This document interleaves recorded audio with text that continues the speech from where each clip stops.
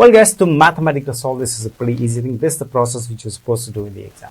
Simple as that. P is given to me, Q is given to me. I got to find OP, which is the position vector of P. There is 2i plus 3j plus 0 times k, and OQ is the position vector of point Q, which is minus I minus 2j and minus 4k.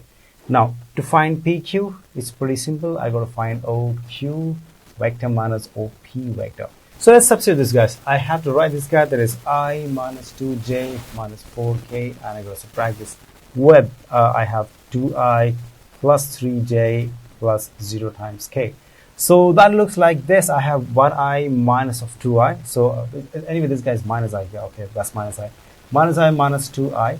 Okay, and you have this guy, that is minus 2j minus 3j. Okay, and you have minus 4k minus 0 times k. That's how it is. I can see that is if I take I common out, I get minus 3 times I. Okay, that should be minus 5 times j and minus 4 times k.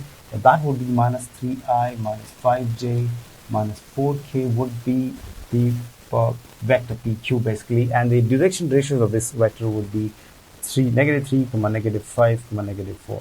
So these are the direction ratios of the vector PQ. You can see that in the graphic then also. Well, we can see it very clearly. These are nothing but the vector, the direction ratios of vector PQ, which is -3, -5, and -4.